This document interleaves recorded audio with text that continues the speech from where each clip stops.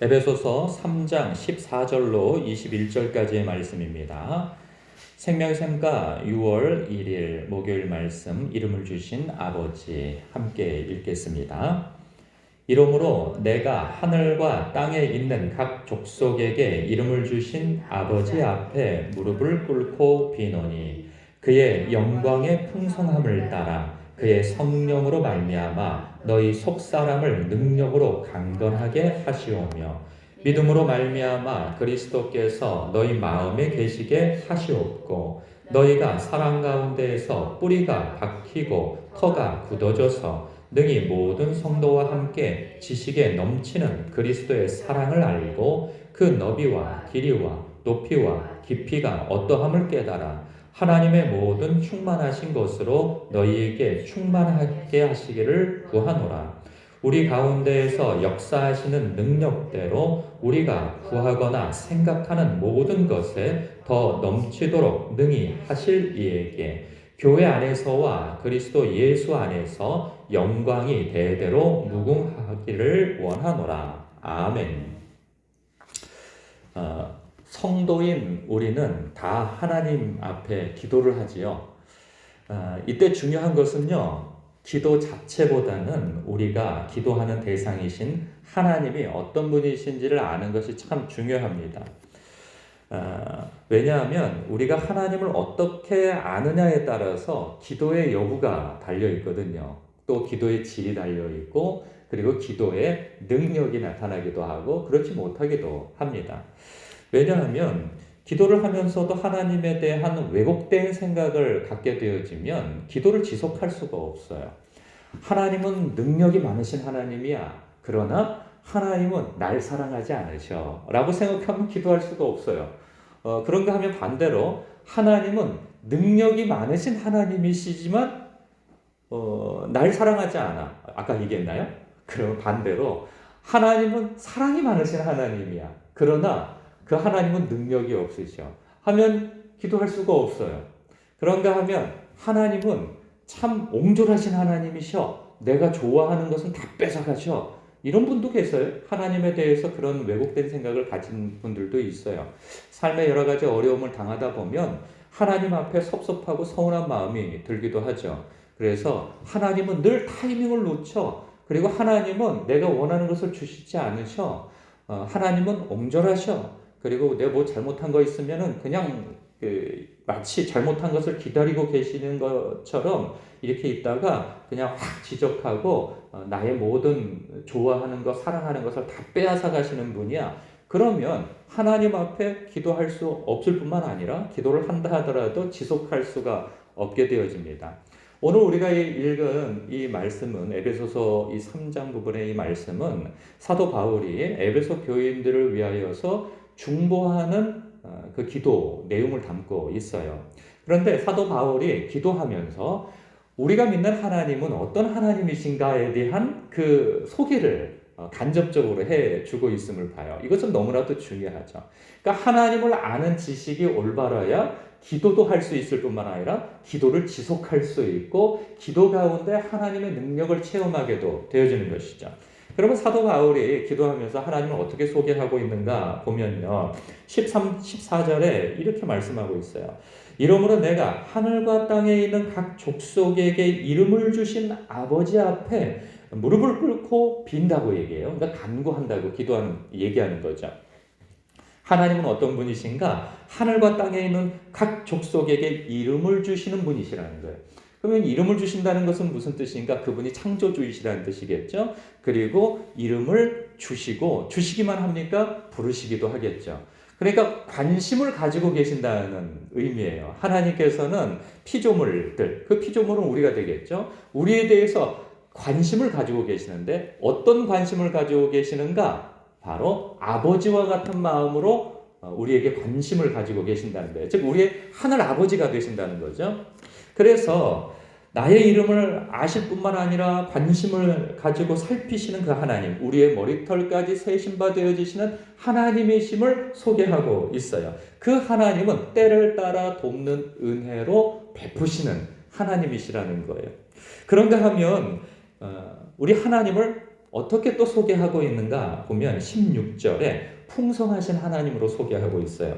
그의 영광의 풍성함을 따라 그의 성령으로 말미암아 너희 속사람을 능력으로 강건하게 하시오며 하면서 하나님은 풍성하신 하나님이시라는 거예요. 그러면 그 풍성함이 어떤 풍성하심인가를 20절에 부연 설명을 하고 있어요. 조금 간격이 떨어진 부분에 위치하고 있지만은 그 풍성하신 하나님을 이렇게 소개합니다. 우리 가운데에서 역사하시는 능력대로 우리가 구하거나 생각하는 모든 것에 더 넘치도록 능히 하실이라는 거죠. 그러니까 하나님은 우리가 구하거나 생각하는 것보다 더욱 넘치게 베푸시고 우리의 기도에 응답해 주시는 하나님이시라는 거예요. 그러니까 때를 따라 돕는 은혜. 그러니까 그 때가 중요한 거죠. 그러니까 내가 생각하고 있는 때와 하나님이 생각하는 때가 다르고 내가 생각하는 형통과 하나님께서 생각하시는 형통이 다른 것 때문에 시간과 내용의 그 교차가 다르기 때문에 우리가 오해를 할 때가 있죠. 하나님은 왜 내가 원하는 때 주시지 않는 거야? 왜 하나님 내가 원하는 방법으로 주시지 않는 거야? 생각할 수 있지만 우리는 보통 언제 하나님의 은혜, 하나님께서 이렇게 응답해 주셨구나를 알게 되는가 하면 그 문제에 사로잡혀 있을 때 보통은 하나님의 은혜, 하나님의 채워주심, 하나님의 응답을 잘 깨닫지 못합니다. 언제 깨닫게 되어지냐면 시간이 지나고 난 다음에 다 지나고 난 다음에 돌아보게 되어졌을 때 하나님께서 그때 나에게 이렇게 사랑을 붙이셨구나. 하나님이 그때 나를 이렇게 기회를 주셨구나. 하나님께서 나에게 이렇게 피할 길을 주셨구나. 그때 보통 깨닫게 되어져요.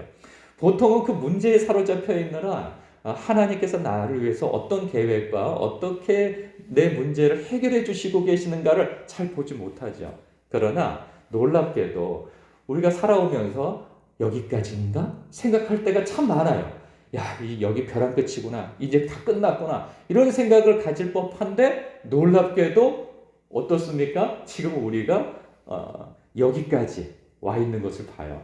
하나님의 신실하심이 우리를 지키시고 붙드시고 보호하시고 때를 따라 돕는 은혜로 채워주심으로 인하여서 모든 문제를 해결한 받고 여기까지 왔다는 거예요. 그런 부분에 있어서 우리 하나님은 풍성하신 하나님이시라는 거예요. 그러면 그 풍성하신 하나님은 어떤 하나님이신가? 우리에게 충만하게 채워주시는 하나님이심을 소개하고 있어요. 19절에 보니까 그 너비와 길이와 높이와 깊이가 어떠함을 깨달아 하나님의 모든 충만하신 것으로 너희에게 충만하게 하시기를 구하노라. 그러니까 하나님께서는 우리가 구하시는 것보다 더 충만하게 채워주시는 분이시라 하는 거예요. 그렇기 때문에 기도할 수 있는 것이죠. 사도 바울은 그 하나님께 기도하는데 그 기도의 내용은 무엇인가? 에베소 교회 성도들에게 이 성도들이 이렇게 하나님 앞에 바로 세워지기를 원하는 마음을 담고 있는데 그 내용이 무엇이냐면 그 속사람이 성령 충만함으로 강건케 되어지는 거예요. 왜 그들이 강건하기를 원하는가 보면 에베소 지역 자체가 어제도 설명했지만 그것은 이 환락의 도시이며 그리고 모든 재화와 문화와 철학과 문물이 모이는 무역 도시입니다. 그러니까 굉장히 큰 상업 대도시예요. 우상 숭배가 만연하고 그리고 그 우상 숭배에 따라 환락의 도시, 유흥의 도시인 것이죠. 그러한 곳에서 기회가 풍성한 지역일 수 있어요. 누릴 것이 풍성한 지역일 수 있어요. 그런데 그러한 곳에서 문화적 대충돌이 일어나는 예수를 믿고 산다는 것은 굉장히 어려움이 있어요. 처음 예수 믿을 때 성령 충만함을 받고 내가 구원받은 하나님의 백성이 되었구나. 그리고 여러 가지 영적인 체험들로 인하여서 부인할 수 없는 하나님을 만나게 되어지죠.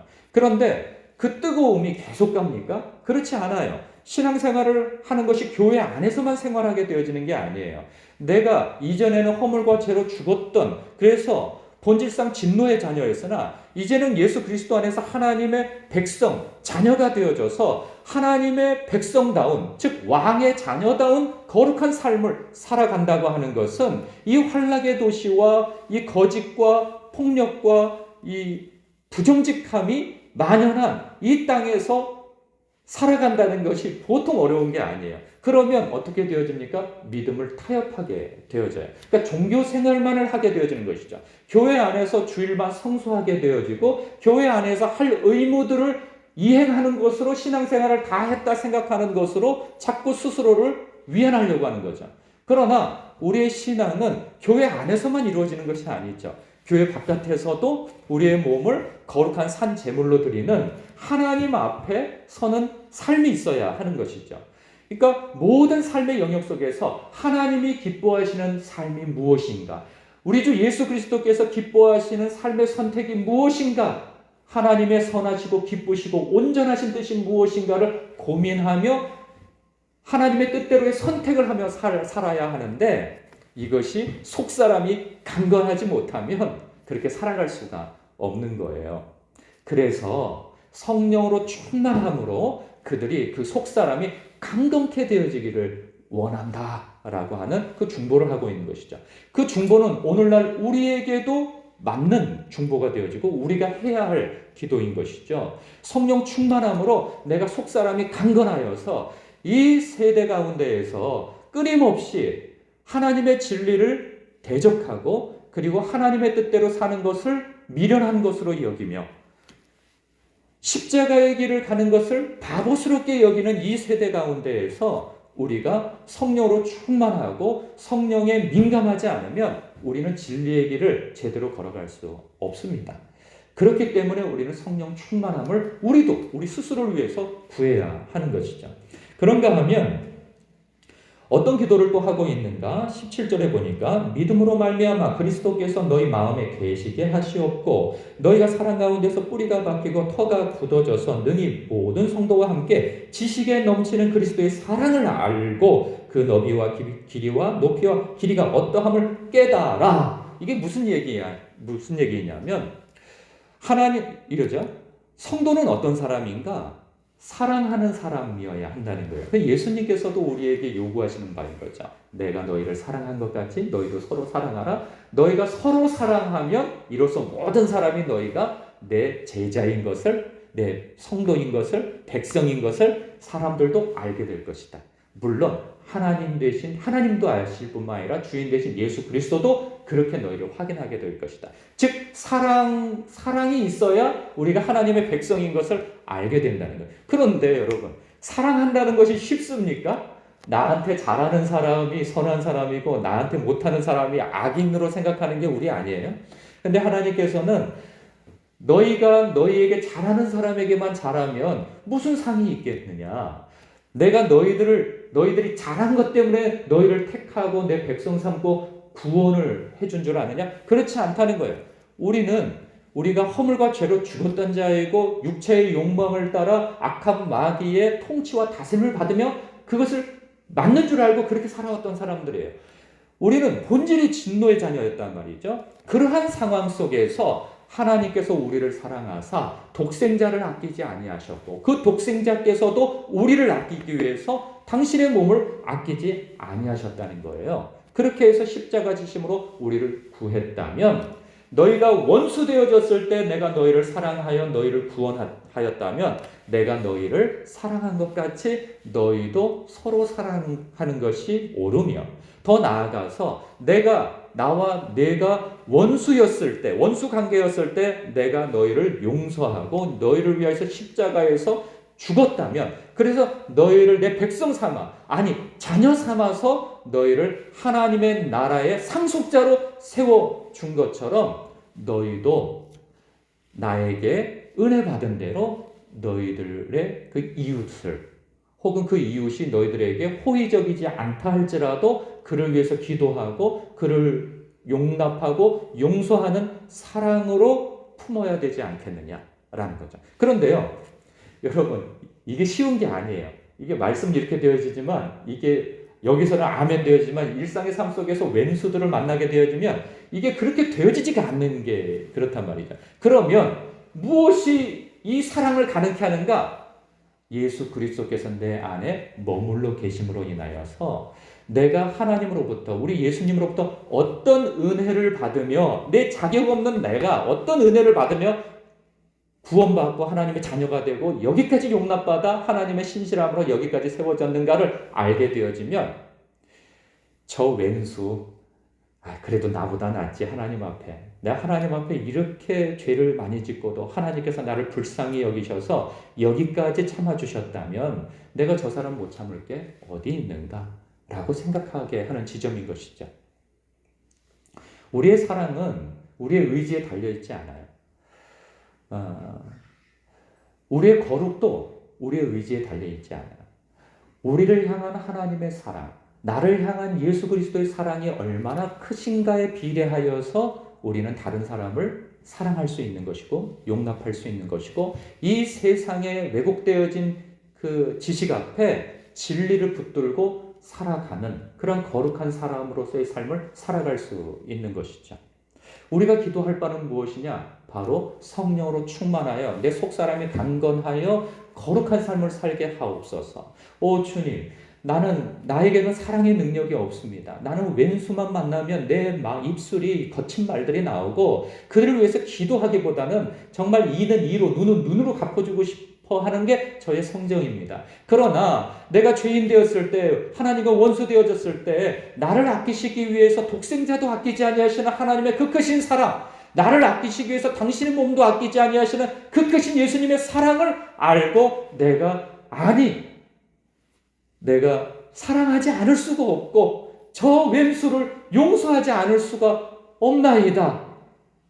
우리는 그렇게 나아가야 하는 거예요. 우리 자신을 의지해서는 이 세상을 그리스도의 뜻대로 살아갈 수가 없는 사람들이 바로 우리들입니다.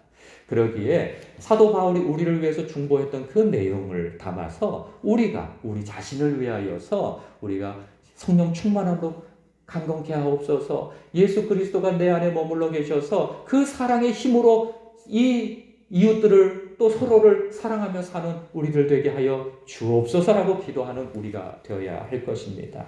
우리의 기도를 풍성하도록 채우시는 그 하나님 앞에 오늘도 간구하시는 여러분 되시길 축복합니다. 기도하겠습니다.